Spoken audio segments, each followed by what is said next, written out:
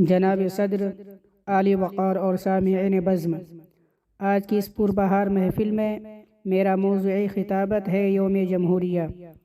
حضرات، آج ہم سب یہاں پر 26 جنوری یوم جمہوریہ کا 75واں جشن منانے کے لیے جمع ہوئے ہیں، کیونکہ 15 اگست 1947 کو جب ہمارا ملک انگریزوں کے چنگل سے مکمل طور پر آزاد ہو گیا تو ہمارے ملک کو ایک قانون اور دستور کی ضرورت تھی، اور وہ دستور 26 جنوری 1949 تک ہمارے رہنماؤں نے قانون سازی کا فریضہ انجام دیا، اور جب یہ کام پائے تکمیل کو پہنچا تو 26 جنوری 1950 کو پورے ملک میں نافذ کر دیا گیا۔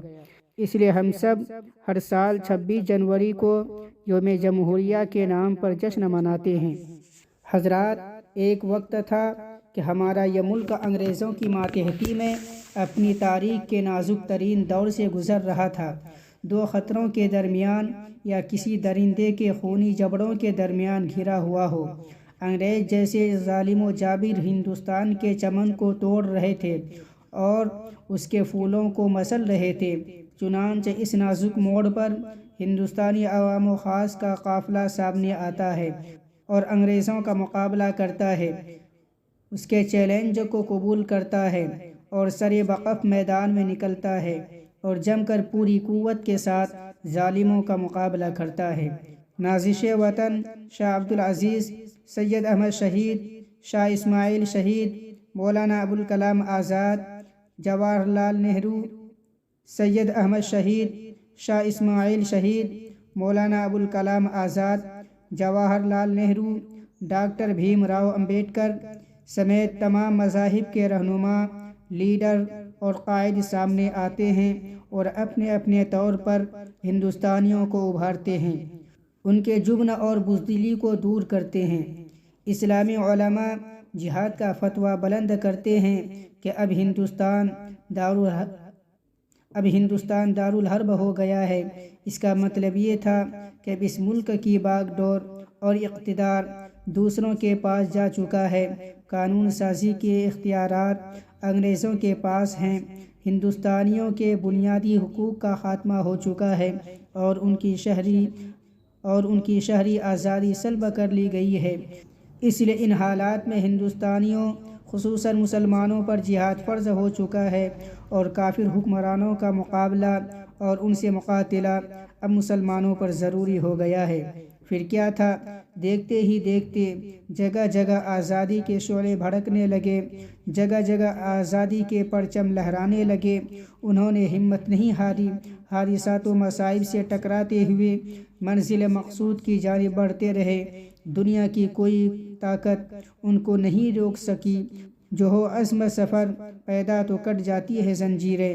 بہرحال ایک طویل مدت کے بعد 15 اگست 1947 کو ہمارا یہ پیارا وطن، ہمارا یہ پیارا ملک انگریزوں کی غلامی سے اور ان کے چنگل سے آزاد ہو گیا، اور 26 جنوری 1950 کو ہمارے ملک کا قانون نافذ ہوا۔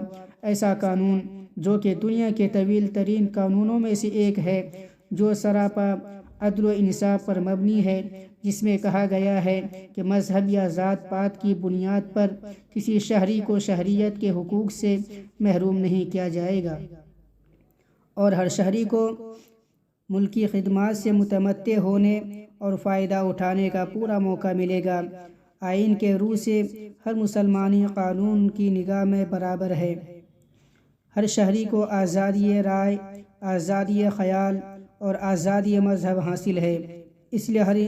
اس لیے ہندوستان کے ہر شہری پر فرض ہے، ضروری ہے کہ وہ آئین کے مطابق عمل کرے، قومی پرچم اور قومی ترانہ کا احترام کرے، ہندوستان کے اقتدار اعلیٰ، اتحاد اور اس کی سالمیت کا تحفظ کرے۔ ضرورت اس بات کی ہے کہ ہم جو بھی کام کریں اس سے پہلے یہ ضرور دیکھیں کہ کیا ہمارا کام آئینی وقار اور اخلاقیات سے میل کھاتا ہے۔ مجھے یقین ہے کہ اس کسوٹی کو دھیان میں رکھ کر اپنے آئینی اصولوں کو حاصل کرتے ہوئے ہم سب ہم سب ہندوستان کو دنیا کی مثال جمہوریت کے طور پر باعزت مقام دلانے میں کامیاب ہو سکتے ہیں۔ آئیے ہم عہد کریں کہ ہم ہندوستان کے لوگ اپنے آئین کے اصولوں کو حاصل کرنے کے لیے مسلسل کوشش کرتے رہیں گے اور لاکھوں شہریوں کے خوابوں کی تکمیل کریں گے۔ شکریہ۔ جے ہند، جے بھارت۔